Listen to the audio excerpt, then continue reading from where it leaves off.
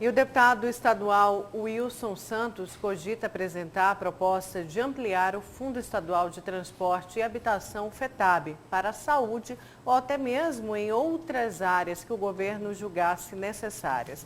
A flexibilização seria temporária e a ideia foi revelada na última semana na Assembleia Legislativa.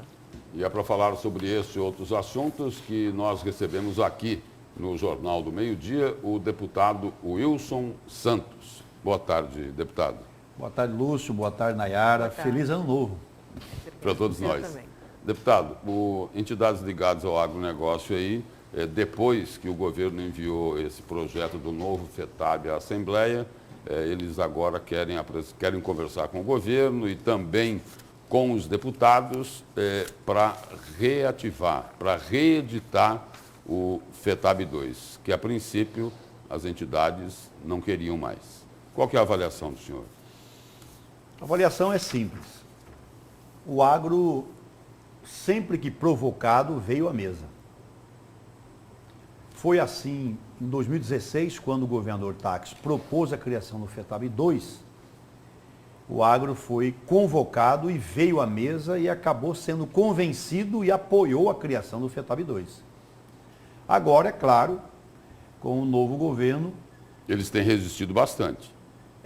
Mas documentalmente não, né? Tem algumas falas soltas, algumas entrevistas, mas não chegou nenhum documento oficial à Assembleia, que será o fórum de debate. Mas eu acredito, Lúcio, pela experiência, de que o agro virá à mesa e que o agro acabará apoiando essa nova formatação do FETAB, que na verdade é a ampliação da taxação sobre o agro.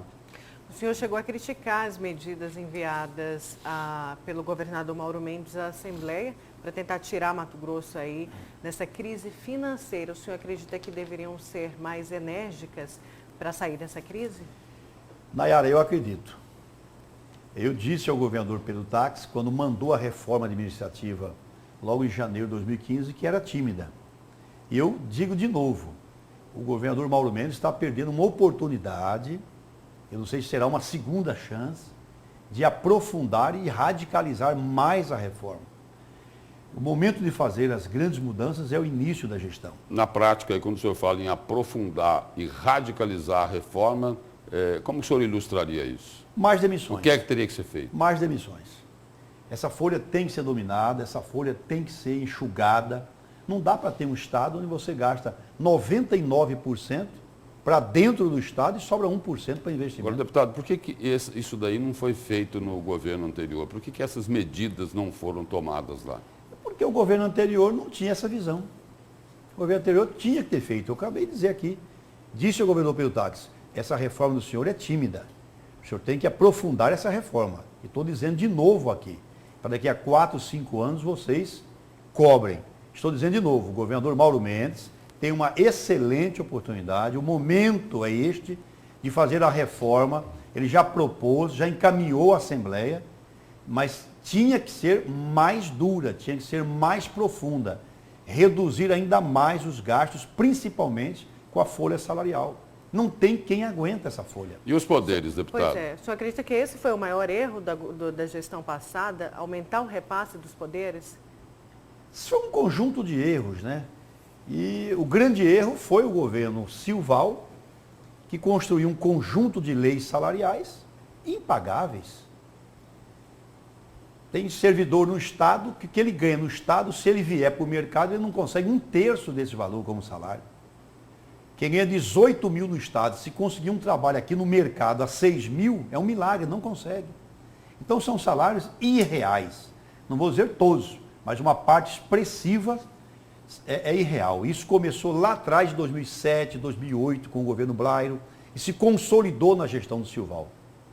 Escancarou uma política salarial, uma verdadeira farra, principalmente para gestões posteriores. Aí eu gostei muito da ideia do governador Mauro Mendes, não sei se há constitucionalidade, de que nenhum governo agora pode fazer gastos salariais para que o outro governo que o suceda passe a cumprir.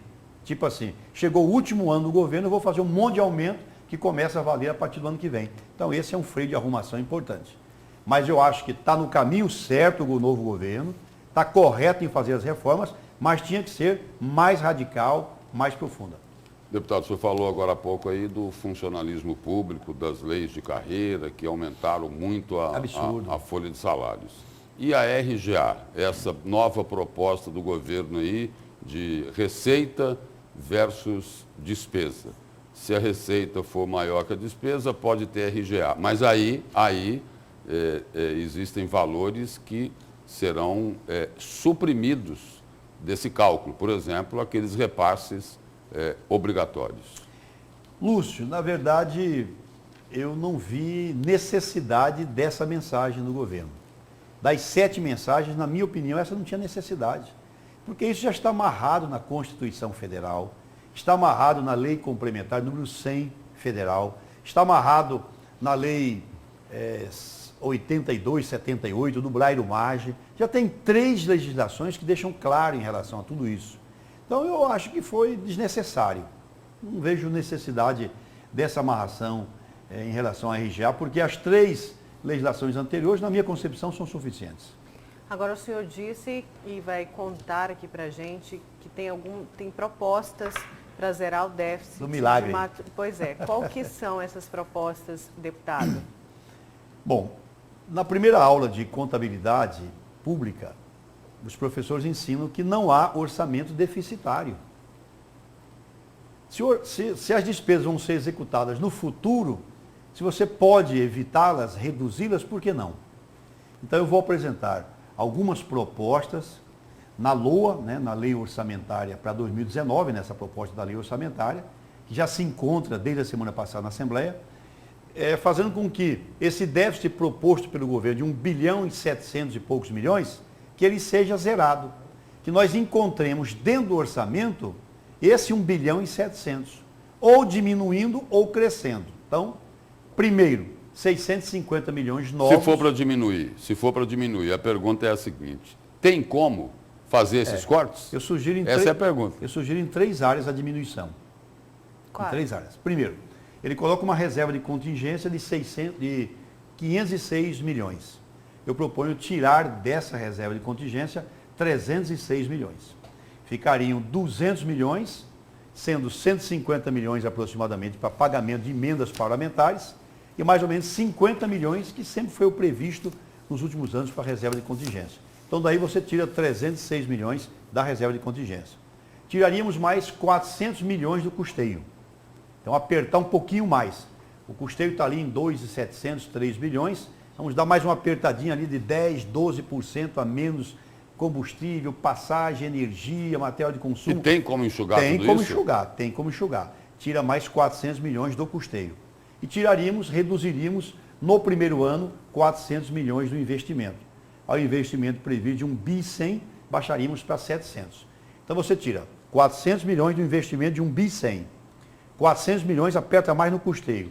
306 milhões da reserva de contingência e acrescenta isso 650 milhões do FETAB novo que virá, você chega a 1 bi 750 aproximadamente, é justamente o déficit. Mas esse FETAB novo já não está no atual orçamento? Não, não está. Ainda não? Não, não está.